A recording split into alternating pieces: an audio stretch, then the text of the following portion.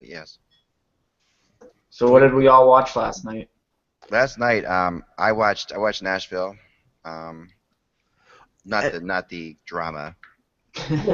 Well, the funny thing was, I missed out on the Tampa Bay comeback because you had a smorgasbord of hockey games going on at the same time, and the way Yeah. Detroit was playing, it was 2-0 Detroit, and I said, this game is over with. I'm gonna switch over to Nashville, Chicago, and then I Right. switched back and it was 2-2, and I'm like, what the hell happened? It's crazy, wasn't it? I know it was absolutely nuts.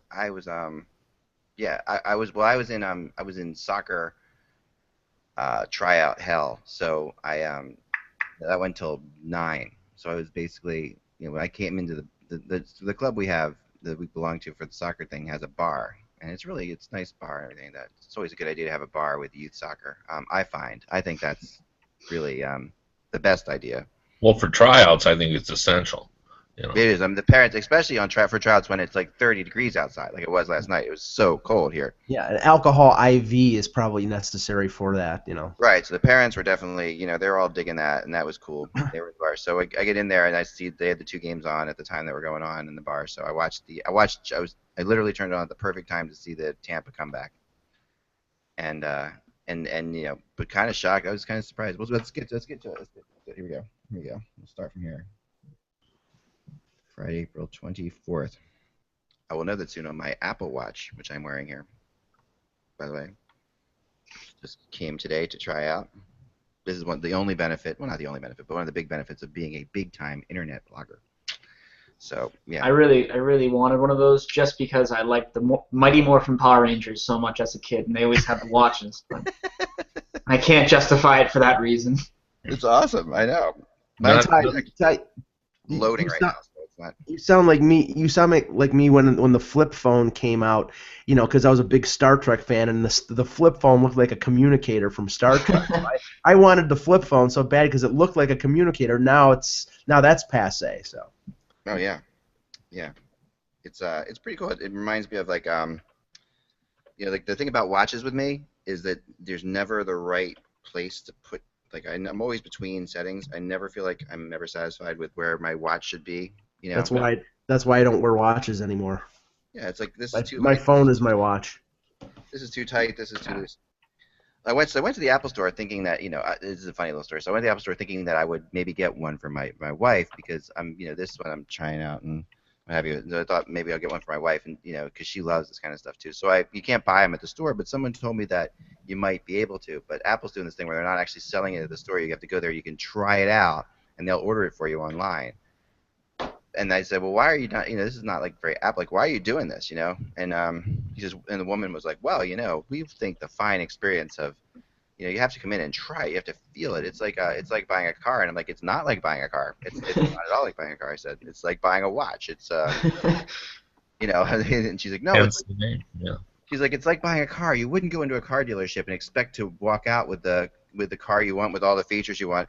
I'm like, actually, I might not do that, but I'll bet you one of those gold Apple Watches right there that in 30 minutes I can come back with a car from a car dealership. If I have the money, they will let me take a car with me, but you won't let me take a watch with me. And we got in this whole debate about it. It was really funny. So he's like, yes. She said, well, you wouldn't want to do that. You wouldn't want to. I'm like, what kind does your wife want? I'm like, she wants the cheapest one, the cleanest one, and the smallest one. I said, so that's what she wants, She said, well, how do you know? I mean, women I'm like, my wife's a PhD mathematician. She wants the cheapest one, the smallest one, and the plainest one. I know this. Well, you must know your wife really well, but, you don't want to make a decision for her. I'm like, I'm not making a decision for her. That's her decision. It was this whole big back and forth debate. It's like I still have the iPhone 4 and I want to get the 6, but I went in to kind of play around with it and they're like, oh, so do you love it? And I was like, no, it's gigantic. I don't know. It's a computer. I don't know what to say. So I'm at like this weird crossroads here. I don't know what the heck phone I want. Well, and we'll get off the tech thing in a second here, but I've been an Android guy and a Galaxy guy more than the iPhone because the one thing with the iPhone that I don't like is the fact that it doesn't have a removable battery. And now with the new Galaxy S6, Samsung has gone to the non-removable battery in their phones.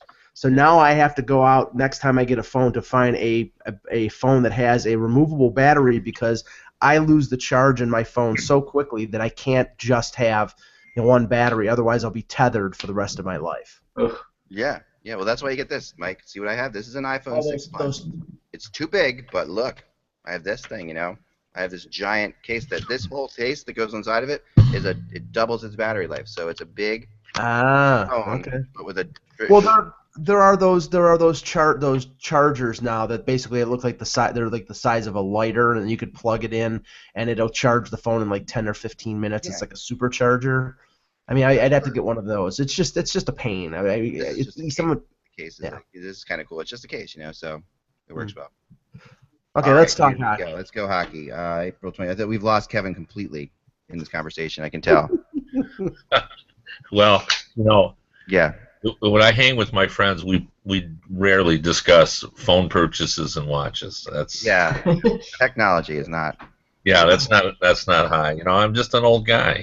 We just don't discuss that. It wouldn't come up when we go out to watch. I still remember to this day that I'm the person who signed you up for Twitter. I'll always remember that. Yeah. I'm with you at the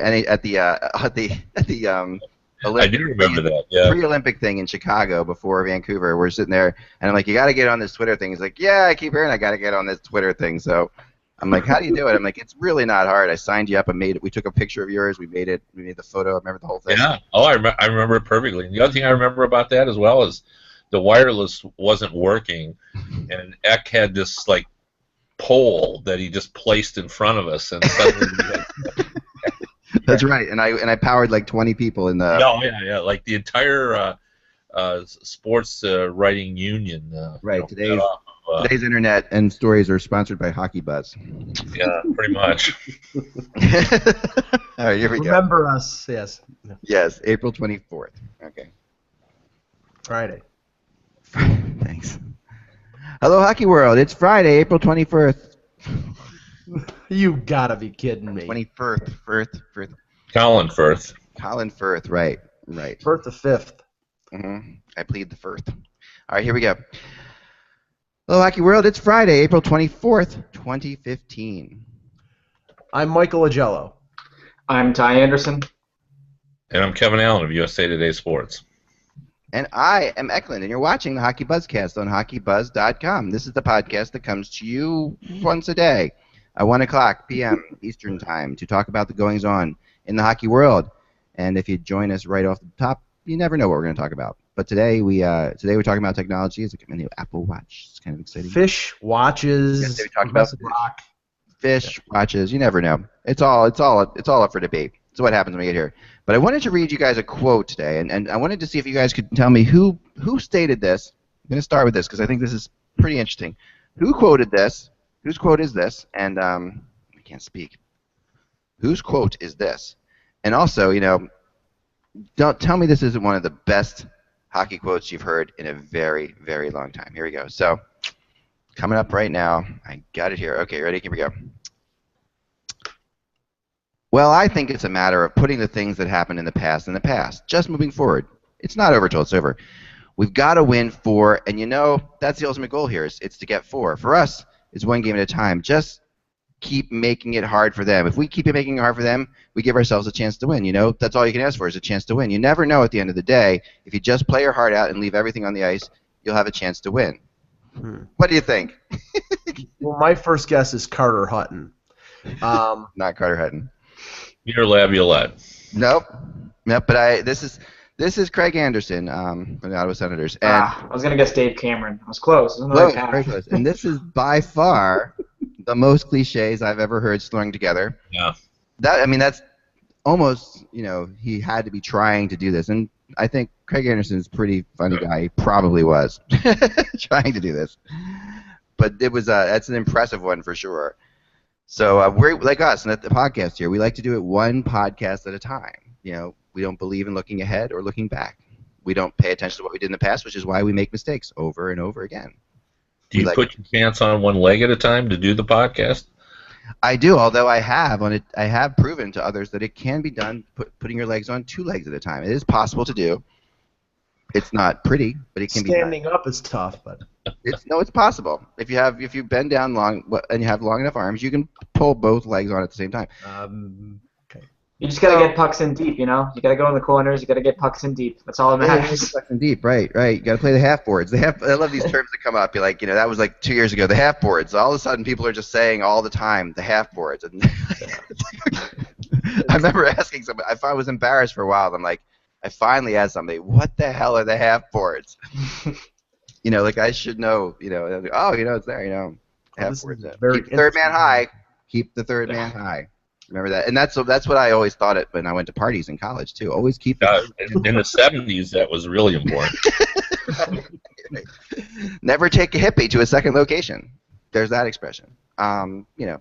Anyway, that's from 30 Rock and one of my favorites. So let's talk a little bit about last night's games. We had some good ones, and we had some, I think, surprising ones. Like every night. It's funny again. I always try to think of how the games will happen that night, and you usually get a sense that things are going to happen pretty close to what they're going to happen. But I came in from a rather tumultuous soccer tryout to find the Red Wings up 2-0 late in the game, and then all hell broke loose. Kevin, what went down there? Well, as I always like to say, everything matters in the playoffs. Like absolutely everything. Injuries matter, matchups matter. How everybody's feeling about themselves matters, and this was certainly true in this game. Like the Red Wings played one of the better games that they've put together. They had a 2-0 lead. They were playing well. Everything was going their way, and a lot of it was based on the fact that Mike Babcock had the matchups that he wanted at home. He put Pavel Datsyuk checking Steven Stamkos, who, by the way, still doesn't have a goal in this series, which is just hard to imagine when you consider he's probably one of the most consistent goal scorers in NHL history. And he had Luke Clendening, a free agent signing of the Red Wings a couple of seasons ago, who's really kind of quickly established himself as one of the better role players in the NHL with great speed, relentless checking ability. But Clendening goes in and hits Tyler Johnson along the boards with what the Lightning perceived to be a dirty hit. It was a bit of a cross-check. So Hedman comes in. He and Clendening tie up. 2 roughing penalties are called, but Clendening does not go to the penalty box. He goes to the dressing room where he's going to get all stitched up.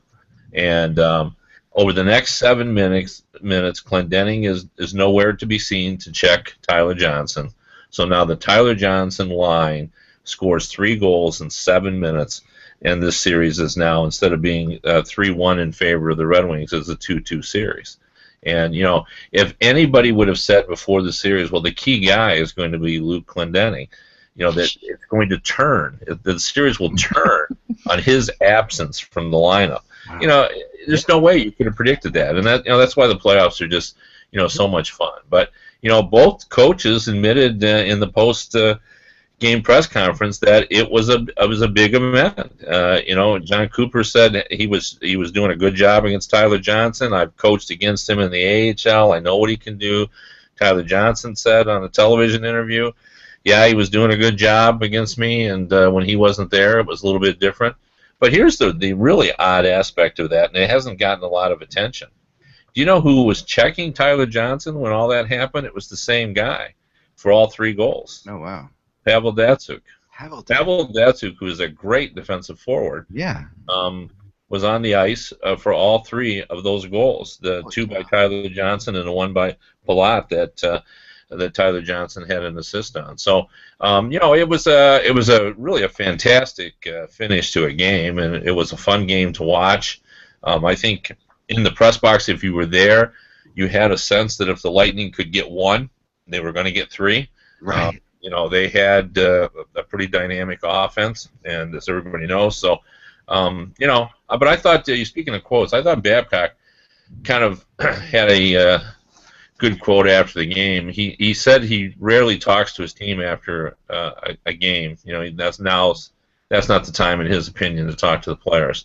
But he made an exception in this game. He said basically, hey, we stole the game in Tampa.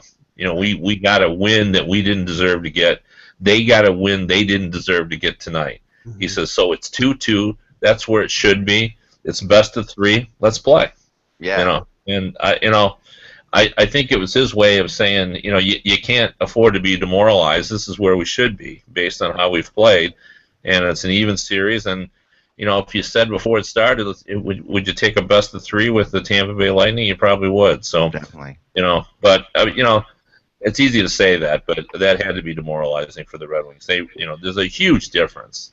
Yeah, that's why Game 4 is always so crucial, from being up 3-1 and having a 2-2 series going back to their barn. So, It really is. But lately it seems like it's not as much. Like 3-1 used to be insurmountable, but it really, lately it doesn't feel the same, to me for some reason. Maybe it's because the teams have come back from 3-0 now, but 3-1 doesn't seem as terrible, It's. I mean, the one thing that, from a Tampa Bay perspective, that I think has to be concerning. I mean, it was fantastic that they came back, rallied, got those 2 goals late in the third, and won in overtime. But up until that point, I mean, they seemed to be a step behind. They didn't, their passes weren't crisp. Ben Bishop was terrible on that one goal, the goal that made it 2-0, where he bats it basically into his own net. At that point, I'm thinking, is Cooper going to bring in Vasilevsky? I mean, I know that Bishop was injured last year, and this is really his first crack at the postseason. But to me, he's played just okay. He hasn't played really that great.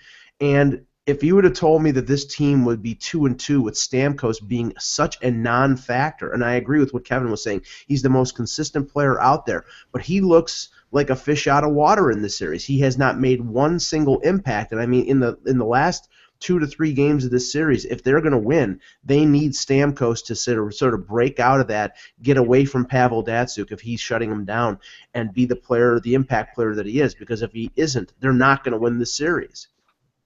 Yeah, in fairness to Bishop, and I agree that he's been average, but he was very good when they needed him. When it was 2-0, he played very well. In fact, Cooper brought that up as well. Look, if you're going to give up a bad goal like batting it into your own net, then you need to shut it down the rest of the way, and that's what he did. I mean, he kept them. Like, if it had been 3 goals, they may not have come back, but he kept that 3rd goal from going in. I thought he was pretty good after he gave up that batted goal into the net, which was really a bizarre play. So. Yeah. And I want to bring up one other thing too, because I'm sure the fans that were watching that game, I wonder if they were like me. Has anybody ever seen a goalie get a holding penalty for a bear hug, like Bishop got? I had never seen that before. You basically. The puck was loose. The forward was going for the puck, so he just grabbed him, just bear hugged him, and just prevented him from going, behind the net. I've covered the game a long time, and I said I don't think I've ever seen that. It's a crazy. holding call on a goalie.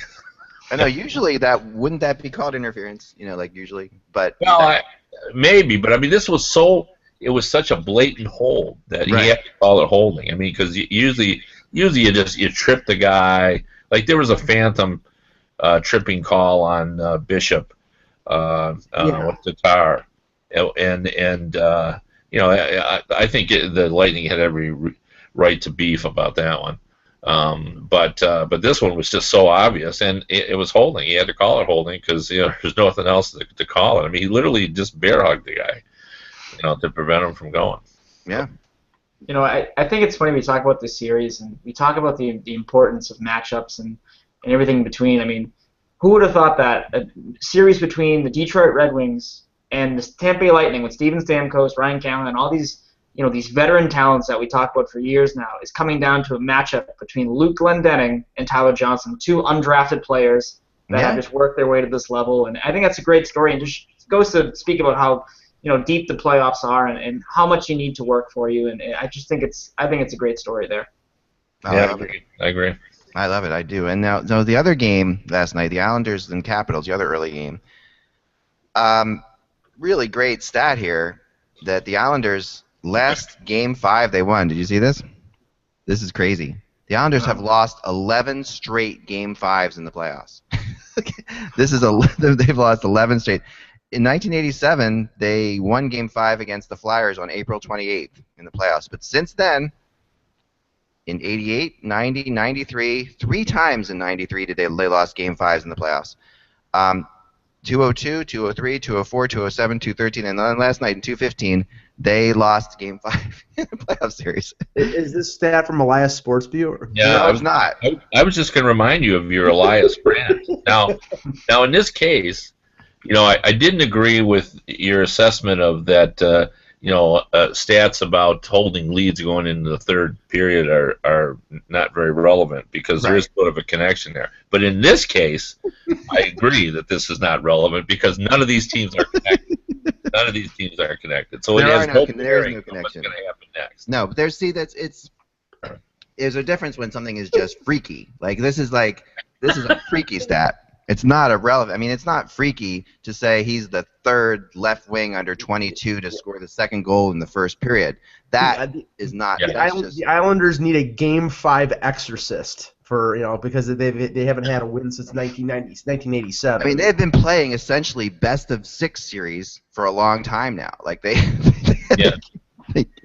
can't. They have to give they're giving the other team a goal unless it's a sweep in every series they played. They're giving the other team a game unless it's a sweep. That is a pretty crazy thing. So that to me, anyway. But the game itself, I thought was really kind of bizarre. Ty, did you watch this one or? Yeah, I was watching this one. I mean, honestly, when I watched this game, it was tough for me to sort of pinpoint what the Islanders were doing. They come out extremely physical. I think they had something like 30-something hits in the first period alone. But I never got the goals. It seemed like they were just looking for hits and looking to settle scores that they may have had some grudges developed with Tom Wilson and for the hits on Visnovsky over the series as well. So I got the idea that the Islanders were very hard on the puck, but their mindset was not where it needed to be for this game. And I think the scoreboard definitely showed that. They made some bad defensive changes. You look at that Kuznetsov goal in the third period. That was the dagger, really. I mean, it's off a bad change, and the Caps take advantage, especially on their home ice. So, I just got the idea that the Islanders mentally, they were not as ready as they should have been for this game, and maybe that does come back to this team being young and not having experience of many of those guys in Washington. Despite the fact they have Johnny Boychuk and Nick Leddy, I mean, a lot of these guys are still pretty new. The playoffs and what you have to be for 7 games and how you have to focus your energy, the right way and channel it the right way. And I just think that they were a bit overwhelmed by the stage and just by the hatred that this series has sort of taken on. Yeah, I'm with you. I mean, I don't think Halak was particularly strong last night, and I keep looking back at Game 2 of this series where LA. The Islanders win Game 3, they win Game 1, they're up 3-1 in Game 2 with Philip Grubauer in goal, and they lose that game. If they win that one, they're up 3-0, and this series is probably over with. So. I think that was a missed opportunity, and now I think Washington with Holtby healthy, and I think playing the way he had played down the stretch in the regular season, and they're getting goals not only from Ovechkin but from guys like Kuznetsov and Chimera and their second and third line guys. I mean, that's the reason why I took Washington to win this series. So I mean, I think it's going to be very tough. Maybe the Islanders. Can gin up the emotion in the potentially last game at Nassau Coliseum, but I think Washington's going to win this series now.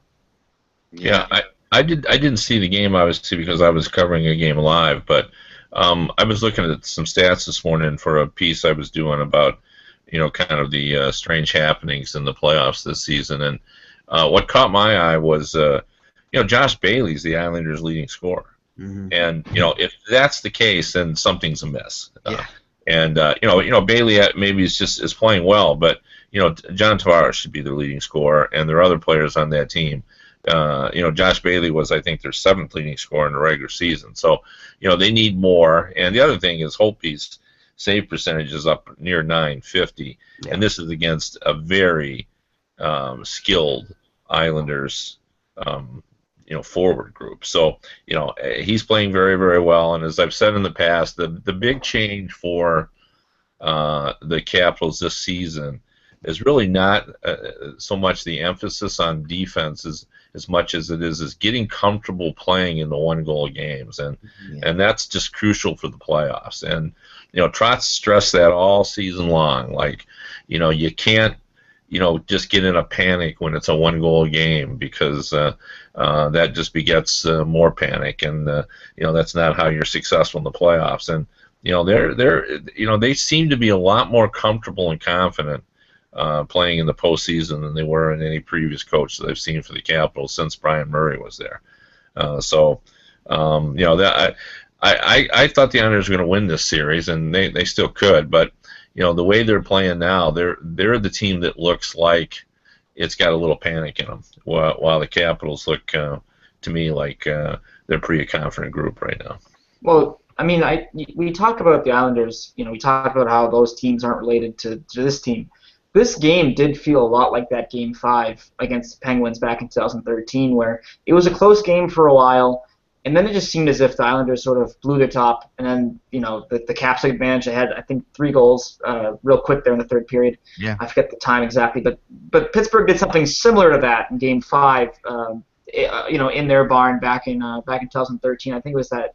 It was either second or third period as well, where Pittsburgh sort of the floodgates opened and the Islanders had a real tough time stopping their momentum. And by the end of the game, there was just melees everywhere, big fights and brawls and what have you. So you saw a little bit of that last night as well. So obviously that series ended with Pittsburgh winning in Nassau. This time it's gonna be a little different, more emotionally charged.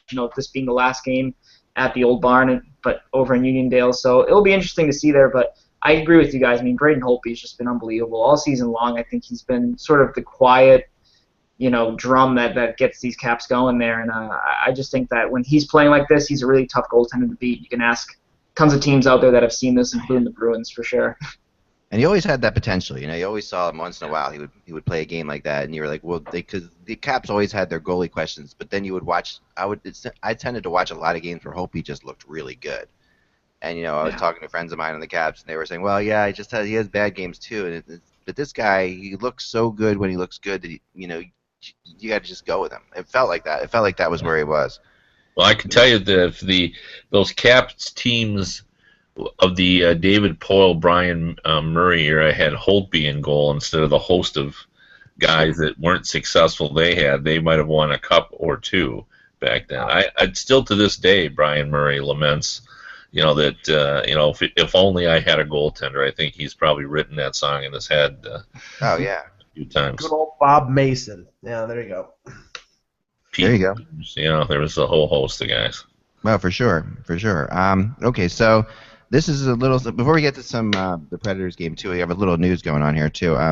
The Sharks have asked permission to interview Randy Carlyle. Not surprised at all for their coaching position. I think you even mentioned that, Mike. This is something you thought would be a good fit. Yep. I mean, a veteran team, a veteran coach, a guy who has a Stanley Cup. I believe Carlisle's reputation was saved by the Leafs' second half collapse because he had that team in a playoff spot when he was fired, and I think that would be. I mean, I'm sure that Joe Thornton and some of the star players in San Jose might not like it because I think Carlisle is a hard driving coach, but I think that would be the right move for them. That would be, I think, a really good move. Yeah, I mean, what do you think? What are your thoughts on Kev? Well, I think it would be a traditional move. You go from McClellan, who's more of a communicator, a guy that gets along with players pretty well, to a guy who's more of a hard liner. That's pretty traditional. You go opposite, essentially in these situations. But, I agree with Mike. Like, I think Carlisle's value really sort of like a stock, it rose when everybody realized it wasn't his fault. Like, he recognized the problem. He always talked about the problem. He just couldn't get it fixed. And, like I always say in these situations, this guy won a cup. He didn't forget how to coach and be successful. Like he knows what to do, but sometimes, you can pull all the levers and push all the buttons, but the darn thing won't turn on, And he could not get the Maple Leafs turned on.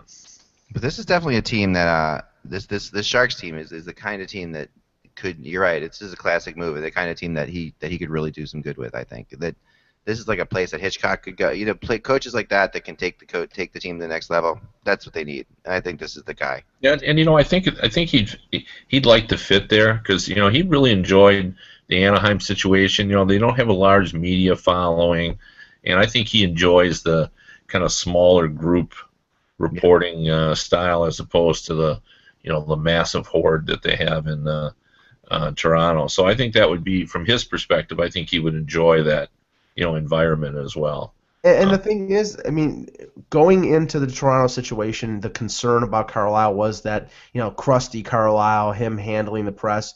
If you ask the press in Toronto, and any dealings I only was in a few press conferences with him, he handled the media very well, and they all respected and liked him. There were no problems there. There were no problems like they had with Ron Wilson. So he handled the challenge of the Toronto media market very well, and maybe he will like getting back to a couple reporters in San Jose rather than a throng in Toronto. But for him, I think it's just the team in front of him, and how where they can go. And I think there's a lot of talent there in San Jose. I think they need to make a few changes, but I think Carlisle sees an opportunity there, and I hope he gets it. Yeah, I mean, go ahead, Ty. No, I mean, I think that if you give him the right players, I mean, he's a solid coach. I mean, I just think that Toronto was never really his situation, I guess. I mean, I look at what he did with Anaheim, and I see the similarities, I think, in the San Jose lineup, and I think that he could bring them back to the playoffs. I mean, how far he brings them in that division, in that conference, I mean, I do have my doubts there, but I think it's a much better situation than he was in Toronto. I don't even think that's a debate, really. I mean, it's just that situation is just tough, I think, for any coach to manage, and I think that's why you're going to see them make that big push for a Babcock. I mean, somebody who they think can handle it. I mean, but I think going back to San Jose, Carlisle and San Jose, I think that'd be a solid move for both sides. I mean, this would be your one final chance, I think, to see if you can win a championship in San Jose with Joe Thornton, with Patrick Marleau as your core. I would agree with that completely. And then also, more management stuff's going on. Chiarelli, there are reports now he has been officially hired by the Oilers. Yeah. And this does surprise me.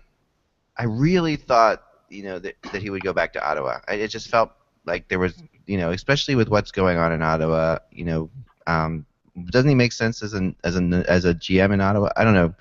Kevin, were you surprised by this as opposed to Ottawa? A little bit, but once I realized, the connection with Nicholson, there was a lot of logic to it. And this is a move that really makes sense because I think all of us have talked about the fact that it was time for the Oilers to break the mold of bringing in former players. And sometimes it's great to maintain the level of tradition. The Red Wing management, for example, like Ken Holland's cabinet now includes Draper and Maltby, Chris Chelios and Yuri Fisher. But that's completely different in my opinion than what's going on in Edmonton. I think they need to break that mold, and by bringing in a guy who's completely from the outside, who has a track record of success, and it just makes a lot of sense. And Nicholson knows him, obviously, from Team Canada, and I'm a big Nicholson guy. Like, I think he knows what he's doing, and I think he's as a good manager of people, and I think he'll bring harmony there. He'll bring everyone together. You can sense, too, that around the league is that they're all sort of moving to this sort of oligarchy style of ruler. Where Toronto's going to have a bunch of guys that are going to be involved in the decision making, and Calgary has that a little bit with Burke and Tree Living, and it's we're entering the Middle Ages is what's happening. We're having the Knights of the Round Table. Yeah, we're coming out of the feudal system and into Somebody made the analogy this morning that Craig McTavish is sort of in the Dave Nonis scenario right now because, you have Chiarelli as president of hockey operations basically running the show. They haven't fired McTavish yet. They may not because he's only been on the job he's going into his third season. But he's essentially powerless now because Chiarelli is going to run the show. He's going to bring in probably a new head coach. I mean, I wouldn't be surprised, Ty, if the decision is made by whoever the new GM in Boston. If they fire Claude Julien, I wouldn't be surprised if Claude Julien ends up in Edmonton as well. I'll tell you what, he would be the perfect coach for the Edmonton Oilers. I mean, the absolute perfect coach for a team that has struggled defensively and just needs some continuity behind the bench, needs the respect of between player and coach. I don't think they could come up with a better solution in Edmonton than It'll be the quickest transition from the Ringling Brothers Barnum and Bailey circus that's been the Oilers the last couple years to a professionally run, smart franchise. And getting McDavid and getting Chiarelli and then getting a coach of Julian's credibility. I mean, it could be a very, I'm not saying it's going to be a 1 or 2 year turnaround and they're going to be a Stanley Cup contender, but with all the talent there and that management and that coaching staff, it could be a really quick turnaround for that team. What do you think, Ty? Yeah, I mean, well, I think with on Chiarelli, I think that it was time for him to sort of go to a new city where he would have more power and he would have more say. And I think it's it's funny that you see he's now the president of hockey operations, or he's going to be named that. We all believe that. Right. I know that. Where he sort of always had this constant power struggle in Boston with Cam Neely. Where Cam Neely was the president, he was the GM, and they had very different philosophies as to how they wanted to run the team and what their long-term future was. So this is a good situation for PC. I think looking at him and looking at what he's done in Boston, it was just time to move on. I think, and this is a good franchise for him to move on to. I mean, if he doesn't like the way the team is built right now, he has the pieces, to make the moves that he thinks will help their team both now and tomorrow. And that's a huge asset for any GM. I mean, when he walked into Boston, I think that he was in a similar situation where the old regime had a lot of young pieces that were ready to slide into place with time, with patience. I think you look at when Chiarelli came to Boston, they had a Lucic, they had a Marchand, they had these guys in their pipeline, a David Krejci. And he was ready, I think, to sort of have this patience, but at the same time, he could use some of these assets to make bigger trades. I think when they had Kessel, they loved Kessel. Don't get me wrong, but when it was time to sort of build their team, they thought that he didn't really fit, and they would maximize the return for him. That was a big thing with Chiarelli when he was here. He always tried his best to maximize the return for any player he believed didn't fit the system or didn't fit what they were trying to do. So I think Edmonton is a good spot for him. If Claude does get canned here in Boston, which I'm still on the fence about, I really am not 100%. I think if Don Sweeney is promoted to GM, I have a feeling he stays at least they give him half the season, and then if it's not working out, they let him go. But I mean, I don't know. But yeah, if they got Claude and PC in one summer, I mean, you have Andy Ferentz as the captain, and he's very familiar with both those guys. I mean, you're on the up and up, I think, in Edmonton finally. And this would add fuel to the fire of any Boston-Edmonton rumor, right, Ty? Oh, yeah, I mean, absolutely. I mean, you always heard for years that Chiarelli viewed Lucic as part of the core and that Lucic was the guy he would never trade. Now that he's in Edmonton, maybe he wants to trade for Milan Lucic, because I don't know if Boston's going to re-sign him just based on everything I've been told and everything I hear. It's just that it's going to be tough for them to tell him, hey, we're not going to give you a raise and you're a free agent, so do you want to come back for less money? So I don't know what that situation is going to come to a head at some point, but it'd be interesting to see if the Bruins sort of revisit the idea of trading with Edmonton, maybe sending a Lucic for an Eberle, something like that. You build a package around that. So, I mean, we'll see, but yeah, that adds fuel to any sort of fire, between the Bruins and the Oilers, and there's never a shortage of that, it seems. No. Two more points I have. One, I think they almost owe it to Claude Julien to let him go. Yes. And I just say that because, he's not going to be the new guy's coach. He is a highly successful, highly respected coach around the league. Like, if you talk to people around the league and talk about, the top coaches and the guys who do it right, they all talk about Claude Julien. And I think they almost owe it to him to let him go and let him find, because there's a lot of openings now. And he's if they let him go now, he can land on his feet. You don't know what next year will bring. And, I guess I'd leave it up to him if he wanted to stay and, show his worth. But I just feel like sometimes you just owe it to a guy to see what he wants to do moving forward. And the second thing, and it's just an observation, like there's a long history between the Bruins and the Oilers. And Harry Sinden and Glenn Sather, when Harry was running the Bruins and Glenn Sather was running the Oilers back in the old days, they were such close friends. Like there was always this connection between the Bruins and the Oilers because of the friendship between Sather and Sinden. So to me, to have Chiarelli end up in Edmonton, and now the talk of Claude Julien going there, it just seems to sort of fit what my memories of the connection between these two franchises. Andy Moog, Bill Ranford, both played for how many players both teams? Yeah. Yeah. The ghost of Paul Coffey played here for a little while. Yeah, and then the great Peter Klima, goal. The connection too. So. Yeah, I'll never forget that. I loved Klima. I remember that. He was one of my favorite players back then. Gary Bettman came out today and said on expansion, I can't tell you we are going to expand. I can, however, tell you that current franchises are going to be where they are. Not big news, but there's definitely been some speculation over the last little bit about teams like Florida, that they might not be there forever. Arizona. No, I think with Arizona, they're so in deep with Arizona, they're not going to let them go anywhere. Yeah, but in fairness, though, there hasn't been talk about Florida moving since Viola took over. Right. Yeah.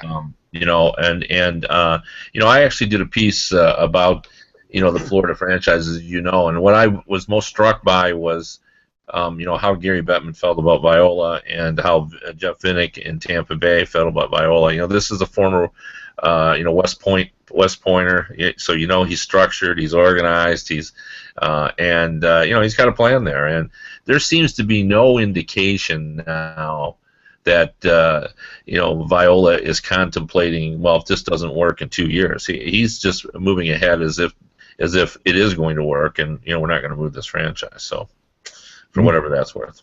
Very interesting.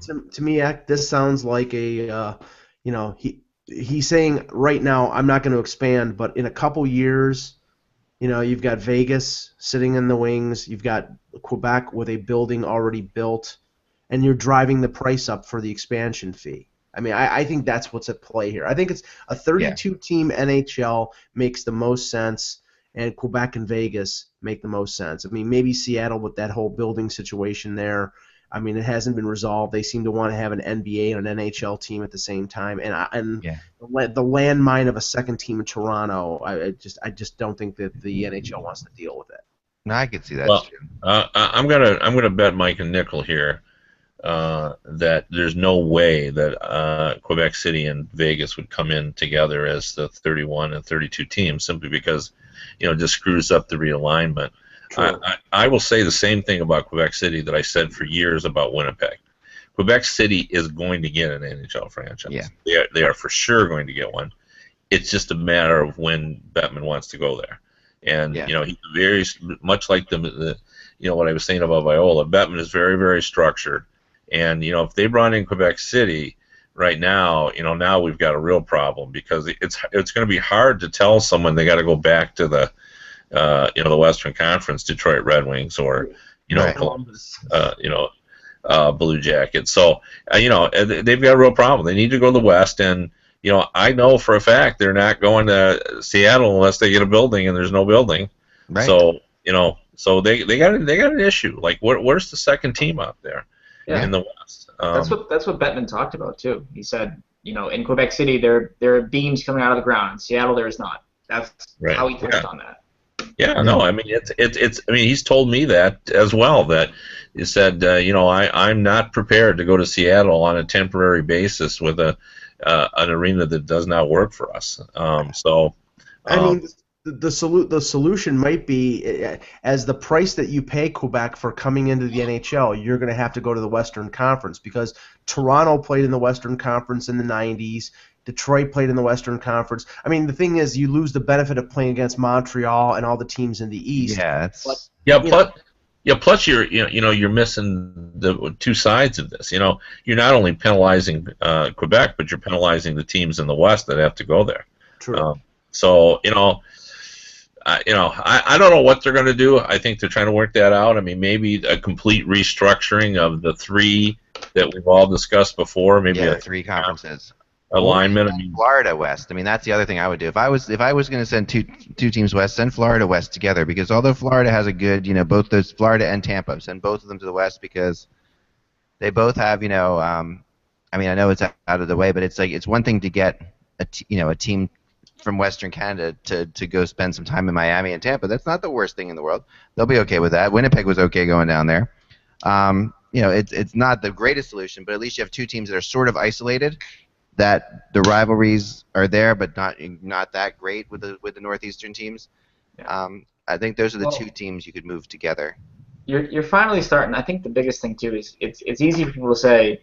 They go, oh, just send Blue Jackets back to the West. No, the Blue Jackets are finally developing rivalries with Eastern Conference teams. Yeah. I mean, the Jackets and Pens is turning into a good rivalry. You can't just be like, all right, we're done with that. I mean, that's what you want in those markets, and you're finally starting to see natural, real rivalries develop, and I think that's a huge thing. And you did to drag Mike Ilitch kicking and screaming back to the Western Conference. There's no way Detroit's going back to the Western Conference. Yeah. I mean, they'll find anybody else. I mean, that's at least what I've heard, and that makes more sense to me. Now, there's an interesting thing. This is the Minnesota Wild mayor, all right, Chris Coleman, who tweeted out the other day at MNWild, hashtag WTF was that? This is the mayor. Oh, I mean, yeah, this is actually the mayor of St. Paul, I think it is. Well, can I just say something? Any state that elects Jesse Ventura and their current senator, Al Franken, they don't exactly have good taste in politicians. All right. I can hear you, but I mean, it's not, it's interesting for a mayor to tweet WTF. I thought was just, a little out of the norm. But fun. But fun, yeah, and a lot of replies. A lot of some people, he's gained some respect. Other people, I guess in Minnesota, he doesn't need people's respect more than that. Let's get to the final game here of the night last night, which was there were two more games last night. Sorry, skipping past Calgary for a second. Actually, let's go to Calgary first. I didn't see any of this game, so that's why I was almost pretending it wasn't existing. But Miller, it did exist, obviously. Who watched this? Did you watch any of this? I watched a lot. I watched a lot of it. Yeah. Okay, Mike, go ahead. I mean, the only thing is, Calgary took a 1-0 lead, and I mean, there was a sense of desperation there for the Canucks. I mean, I definitely think that they had the emotional advantage. I think they really outshot Calgary early in the game, and Hiller was fantastic. But I think it was more the desperation of the Canucks, and they finally got some production out of the Sedins. Funny thing was, they were up. Calgary was up 1-0 in the second period, and Mason Raymond, who is excellent usually on breakaways and shootouts, had a breakaway, had a chance to, I think, emotionally bury the Canucks, and fanned on a chance on the breakaway. And pretty soon after that, Vancouver came back and scored the tying goal and then got the winning goal. I still favor Calgary in this series. I think they're getting great performances out of a lot of the young players. The only thing that they would have to be concerned about is the fact that they're playing Russell, they're playing Weidman, and they're playing Brody, significant minutes, like 20 to 25 minutes a night. Yeah. And I'm not sure going to 7 games if these guys are going to be able to withstand it after playing all those kinds of minutes, getting to the playoffs. That has to be a concern, but I still think Calgary's going to win the series. Yeah, I mean, they really are a good team right now, and I mean, I guess we have to start looking at Calgary and Anaheim, and seeing how that'll play out down, and it's just. I mean, they can't overlook the Canucks. I'm not saying that they can overlook them. No, they can't. But I mean, it does seem like Calgary has the legs that the Vancouver doesn't have, and it seems like Calgary has the speed that Vancouver doesn't have, and the goals. And let me just say one thing: for an 18-year-old like Sam Bennett, who was injured for most of the year, came back and finished out his season with Kingston in the OHL, and steps into a playoff series without only playing NHL preseason games, to see, not to say he's dominating, but to see him fit in and play as well as he is right now. Boy, Calgary with Monahan and Bennett, that organization has got a couple kids that they're going to build around, and they're going to rival what Edmonton is going to do with McDavid and the kids they have up the middle. That's going to be a great rivalry once again. Yeah. Don't forget Gaudreau and the defense they've developed as well, and Giordano will be back, and I mean that suddenly that team isn't just playing hard and patchwork, but they've actually done a real nice job of kind of assembling a team that can not only be good now, but even better in the future. And what a difference a goalie makes. Go ahead, Ty. Yeah, I mean, you look at this. I mean, they have John Gillies coming up too from Providence. I mean, eventually it's gonna be they're gonna let him go in the minors, I think, for a bit there, but he was fantastic for Providence in his college career, and I think he's obviously I think the future there. But I think this series is over in 6 because even last night, you look at Calgary, you look at Vancouver. Calgary they were all over the Canucks, especially when the Canucks had the puck in their own end. I just think the Canucks they're too slow. They're just too slow for the Flames right now, and you can see they're all over them. So put them back in the sea of red, give them the last change, and I think they're just going to roll over the Canucks all night. Yeah, the speed advantage was dramatic. I mean, the creativity of Gaudreau and Bennett and Monahan and Hoodler. I mean, they just couldn't finish last night. And Miller played a very effective game, but when they get back to Calgary, if they're hitting on all cylinders, I think they'll beat the Canucks, and it'll be Calgary versus Anaheim. And you know what? If it's Calgary versus Anaheim, I think Calgary is going to give them a series. Anaheim would have to be favored because of all the experience that they have, but I think that Calgary can give Anaheim a really good series. It's all on Hiller, in that series to me. And he's played great. And and he's got the history. There's some good stories there. It's a good story. The Hiller story is going to be fun to watch against Anaheim. So then finally, of course, the Predators Blackhawks game, which was started off not so great and looked as if Predators are in trouble here, but man, that third period was something. I mean, that was something to watch. They literally turned it on, and John Darling's star kind of fell a little bit. Yeah. I don't know if it was Darling. I think it was the fact that the big line with for Nashville, Forsberg, Neal, and they put Mike Fisher on that line. They came alive, and I mean honestly, James Neal with the goals that he scored during the season, really in the first couple games of the series, he didn't make much of an impact. Right. Now last night, I mean Forsberg scores a hat trick, Neal scores a goal. I mean, for Chicago, I mean Chicago still has the advantage in the series. They're going back to Chicago 3-2. I don't know whether they're going to stay with Darling or go back to Crawford, but Crawford has struggled against the Preds, so I would think they might stick with Darling because I thought that the goals that Nashville scored were not Darling's fault, but the fact that the Chicago defense was subpar, and it's been better than that for most of the series. I mean, Kevin, is there any concern here that this is twice now that the Blackhawks have fallen apart in the third period? Like, they really have literally... And that's unlike them. There's 2 times the Predators have poured it on. Well, I'm concerned might be too strong, but that was my first thought again last night. After I didn't see that game, but when I got home from the game I was covering and saw what had happened, I thought, well, geez, that's what I witnessed when I was in Nashville. And really, it's kind of shocking it's still a pretty veteran defense that Chicago has. I mean, it's the same group that has won all these playoff games over the last 6 years. So it's kind of surprising, but I think they'll stick with Darling, to be honest. He's played well, and the last time we saw Crawford, he was still stumbling around a little bit. He looked like was going through a crisis of confidence for, surprisingly, given the fact he owns a championship ring. So I would still think Chicago's going to win that series, but it's pretty remarkable what the Predators have done without Shea Weber. They still look pretty formidable. So, I completely agree. I'm really impressed. The Preds. Go ahead, Ty. No. So I'm just gonna say Roman Josi and Seth Jones stepping in there, and they're playing like they've been there before. And I just think it speaks to Nashville and what they've been able to do and their development and just how these players have been able to slide in. I think has been the story of the year, really. I mean, you look at all the contributions they've had across the board, and they're finally getting them and. I think that makes him dangerous. But I don't know. Something about a Game 6 in Chicago at the Madhouse. It makes me wonder. If they can force a Game 7 or not.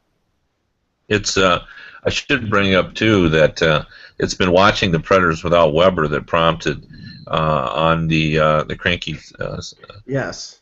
old writers show to Eric DeHatchik and I sort of negotiated a trade of Ryan Nugent Hopkins going to Nashville to fill a need there, and Weber going to Edmonton. Boy, wouldn't that fit in with Chiarelli and Bud Julian. We're just going to completely redo this Oilers organization by the time we get done with this podcast. But and it's not that the Predators need to get rid of Shea Weber for any reason. It's just that Seth Jones is coming hard on the rail, and Josi, in my opinion, had a better year than Weber. Now, I mean, Weber's still a great defenseman, and he's still in his prime, but they need to get a center, I think, in Nashville. And Yossi's value, I mean, he's signed, I think, for 3 more years at $4 million. So he's one of the best values in the league. Seth Jones's entry-level deal is expiring, I believe, next year.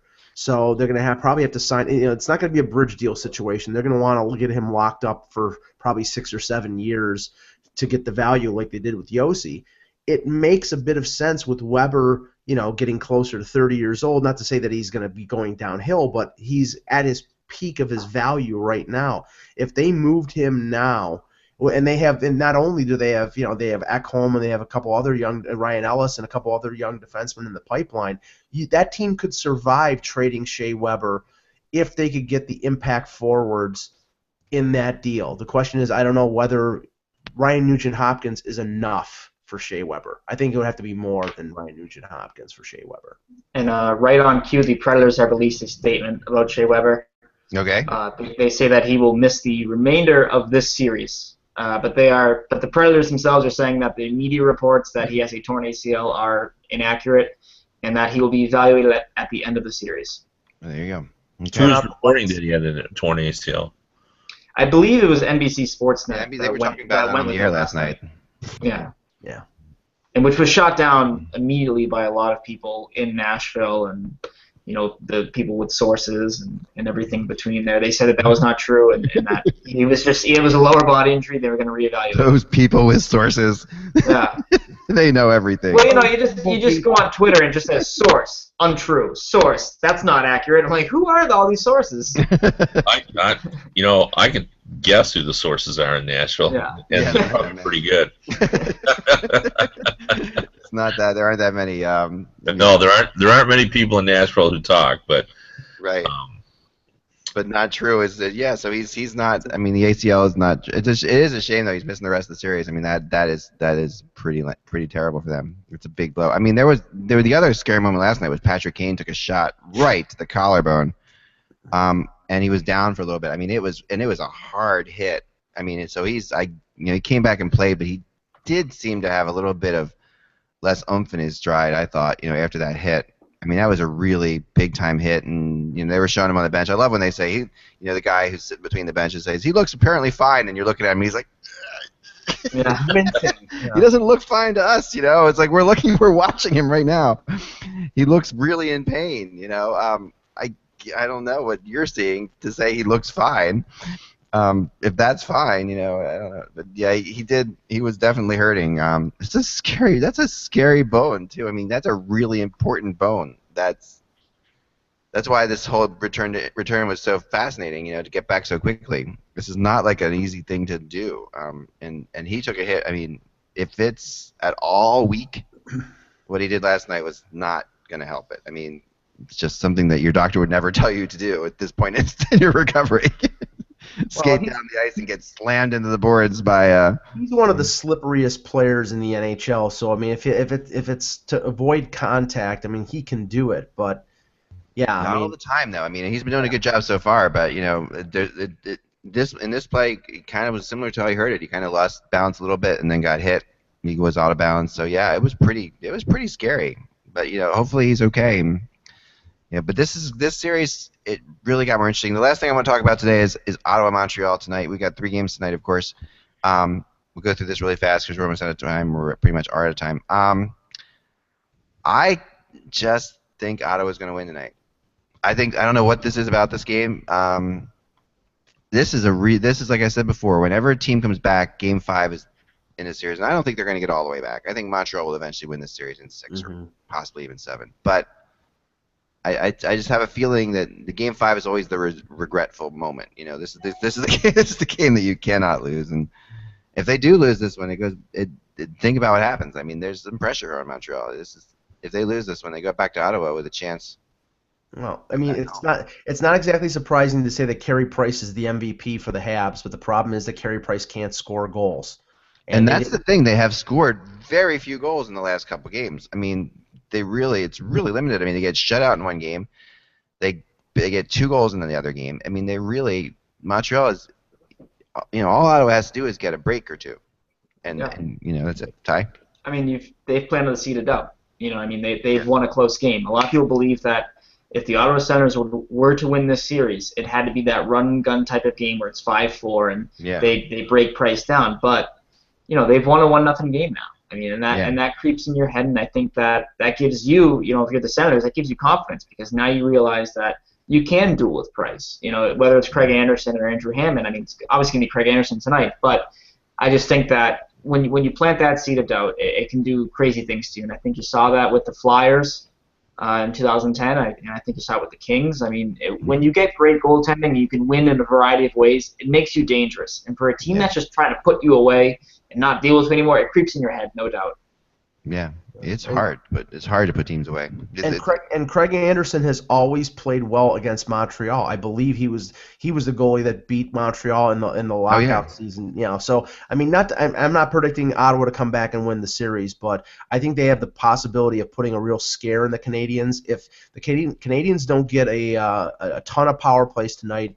And if the patron saint of the playoffs, Dale Weiss, doesn't score a couple goals like he did, then I think they're in a little bit of trouble. I mean, they're going to have to have Subban or Pacioretty or Brendan Gallagher or somebody of their top 6 score a key goal at a key time for them to win. And I have not been convinced that those guys can do it, but we'll see.